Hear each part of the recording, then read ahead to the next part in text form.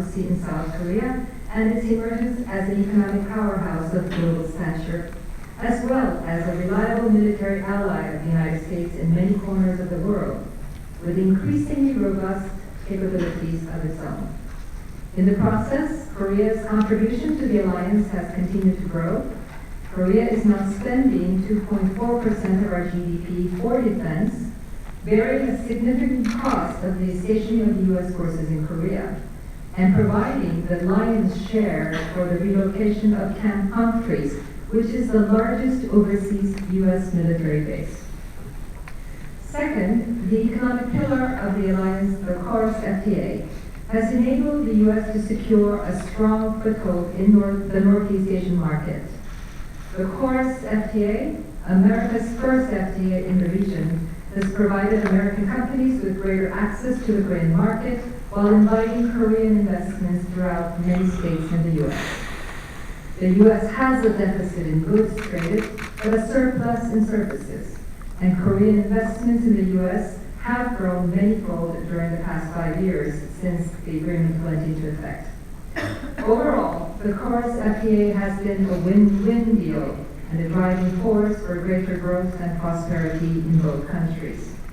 It is the material key, if I may use that term, way beyond an economic tool that locks in our peaceful and prosperous future together.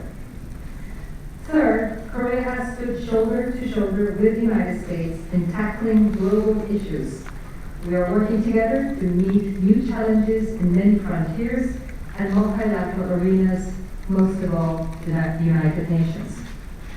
Our collaborations in global health, security, human rights, and gender equality, science and technology and space, and in fighting the threat of ISIS, terrorism, and violent extremism are only a few of many good examples that I am proud to put forward. And last but not least, Korea has become a stronghold of democracy and liberal values of free market economy and trade in a region of vital interest to the United States.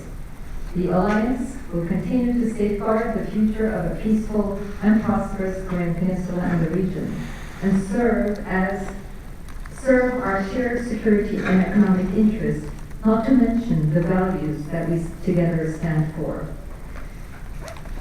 Our alliance is now 64 years old or young. It has achieved much, but has a great deal more to do. This is an alliance forged in blood, transformed through decades of painstaking efforts and striving for peace, lasting peace and prosperity on the Korean Peninsula and beyond. But like all enduring and thriving relationships, the alliance also has issues to work through and problems to solve with care, attention, and investments in time and resources. In particular, we must muster the very best of our security and diplomatic endeavors in leading the global community to face down the North Korean nuclear threat and safeguard our shared security and economic interests. This is also fundamental to preserving nuclear non-proliferation. Committed to denuclearization on the Korean Peninsula, Korea is a leading voice in the WMD non-proliferation regimes, which are essential to the global security architecture. However, this is a task not just for our governments. At the core, the alliance is grounded upon the shared values of democracy, rule of law, and human rights that are the foundations of both of our countries and cherished by our two peoples. And there is nothing as abiding and strong as values that make for abiding and strong relationships. Thus, we need the active interest and support of our citizens, especially opinion leaders such as all of you here today, and future opinion leaders as the ASEAN Fellows who are having a great time here at the CSIS. Ladies and gentlemen, born of the candlelight values and the earnest aspirations of the people for greater transparency and accountability in our democracy, my government is committed to taking public diplomacy and outreach both inside and outside the country to a whole new level.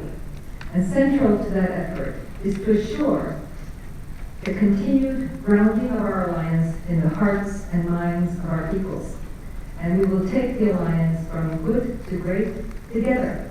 And that calls for the active and thoughtful support of all of you here. Thank you very much.